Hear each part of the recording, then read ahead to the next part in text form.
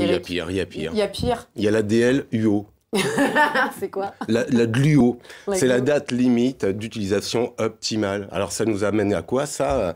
Aux histoires de conserve. Aujourd'hui, puisqu'on a eu quand même là un large moment de mauvais temps, le soleil arrive, on va pouvoir regagner ces phases de jardin. Alors la conserve, c'est bien, c'est du développement durable, la conserve, hein, il faut le savoir. Alors ça a été inventé, je l'évoquais il y a peu de temps d'ailleurs sur une des émissions, c'est un peu de chez nous la conserve.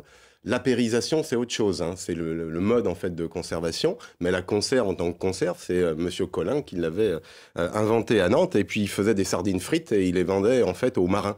Hein, voilà, et donc c'est comme ça. Des sardines frites en conserve. Eh oui, à l'époque, oui, il fallait bien trouver des outils. Hein, ils n'avaient pas tout le confort actuel. Alors la conserve, c'est sympa parce que la date limite d'utilisation optimale va nous permettre finalement de conserver des aliments pendant un moment assez important. Et la conserve, c'est sa fonction.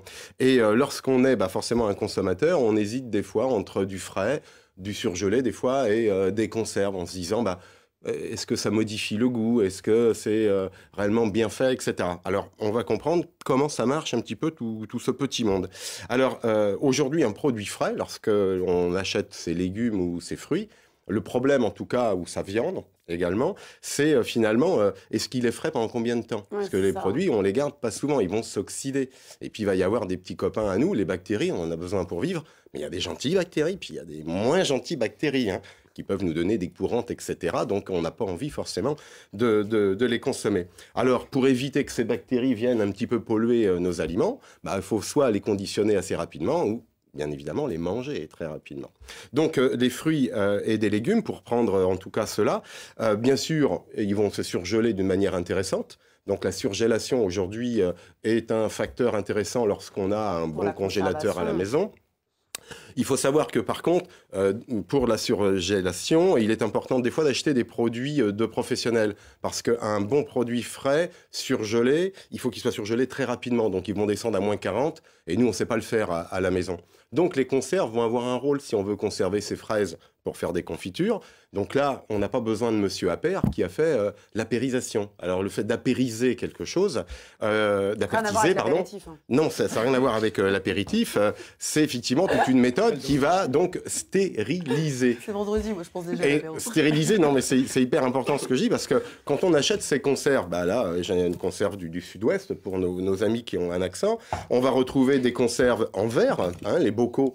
C'est de la conserve, mais des bonnes mojettes de Vendée, on va y revenir.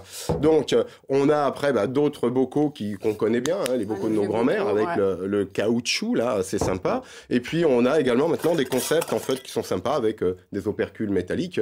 Ça, c'est des conserves aussi qui peuvent être artisanales, c'est intéressant, je vais y revenir. Donc, on peut conserver d'une manière assez longue ces confitures, ces fruits frais, mais ceci n'est pas stérilisé. Attention, donc une confiture, on la mange assez rapidement. Hein. Combien de temps on peut la garder c'est généralement le temps de la gourmandise. Moi, un pot de confiture de fraises, il va faire 2 jours. Donc, donc à la limite, je me demande pourquoi on fait des pots de confiture. Mais non, on peut les conserver. Il faut faire attention. On regarde la moisissure. Si ça moisit, on l'enlève. C'est pas impropre à la consommation. Juste le dessus, oui, bien sûr. La moisissure, d'ailleurs, c'est de la pénicilline, donc c'est même bon pour nous, on pourra même la manger. Simplement, on nous a appris que c'était un peu ragoûtant, donc on n'y touche pas trop. Ouais. Voilà, en même temps, on mange bien des fromages pourris. Donc, non, voilà. Donc, alors, la conserve, lorsqu'on veut passer forcément à un mode de conservation avec une date, comme je l'évoquais, donc d'utilisation optimale, donc une date limite d'utilisation optimale. Par exemple, ces mojettes que j'ai goûtées hier pour... on voit ça. Oui, j'ai voulu, je n'étais pas seul, mais ce qui est important, on va jusqu'en 2021 quand même. Donc, je l'ai acheté il y a peu de temps. Donc, on a ici une conservation qui nous amène quasi à... Même après ouverture? Ah non, attention, on est bien d'accord. Une conserve se conserve fermée. Hein. Une fois qu'elle est ouverte, c'est plus une conserve, hein. C'est un pot. Non, mais les mots ont leur importance. Alors, on voit bien 2 différences. C'est-à-dire que vous avez des produits qui vont être conditionnés dans des boîtes métalliques, d'autres dans des bocaux. Lorsqu'on a forcément un bocal, l'ennemi, en tout cas, des produits que l'on souhaite vieillir, c'est la lumière. D'accord? Donc, lorsqu'on a forcément des pots en verre, on les stocke dans le fond d'un placard, dans son cellier. On ne les met pas à la lumière, hein, bien évidemment. C'est mieux, hein, d'accord? On évoquait à Sainte-Suzanne, il y a une brasserie artisanale. Les bières, par exemple, elles ont des verres teintées, parce que c'est pareil, la lumière altère les bières. Donc tout produit est altéré par la lumière. Jean-Benoît, à quand les burgers en conserve? C'est possible. Surtout chez Burger King, les burgers sont faits à la commande pour le client. Donc il n'y a pas de stockage de burgers en avance. Mais dans l'absolu, ce serait une solution envisageable? Non, c'est pas envisageable. Non, il faut que la fraîcheur du produit est déterminante. Non, parce qu'on est sur un produit préparé minute sur le burger. Donc on va aujourd'hui sur la conserve. C'est vraiment l'idée de conserver. Alors des poissons, des viandes, des fruits, les légumes, tout peut être quasiment conservé, c'est un fait. Les petits pots aussi? Alors les petits pots, nos bébés, on achète des petits pots, c'est de la conserve, hein, bien évidemment. Hein. Donc celle-ci, je sais pas mes lunettes, mais on peut nourrir quasiment, ça se reste 3 ans. 350 bébés. Non, je rigole. Voilà, non, en termes de temps. Alors ce qui est important, c'est comment on travaille pour faire ces conserves à la maison, parce qu'on se dit, bah ouais, c'est bien beau, mais les conserves, c'est pas toujours très simple. Alors, lorsqu'on a finalement le sertissage, c'est l'art et la manière de fermer une conserve métallique. Alors, soit on achète une sertisseuse à la maison, mais enfin là, il faut avoir de quoi travailler. C'est pas simple. Et puis, en fait, quand vous achetez, alors moins en ville, on a moins ça en ville, à la Mayenne, qui est peut-être plus rurale dans certains coins, en tout cas, ou même en Loire-Atlantique. Hein. Il y a des villes aussi en Mayenne. Bien sûr, non, c'est un clin d'œil. Mais on a souvent des gens qui vont vendre les conserves et qui, quand ils vous vendent la conserve vide, vous vendent également le fait de la sertir. Donc ça, c'est important.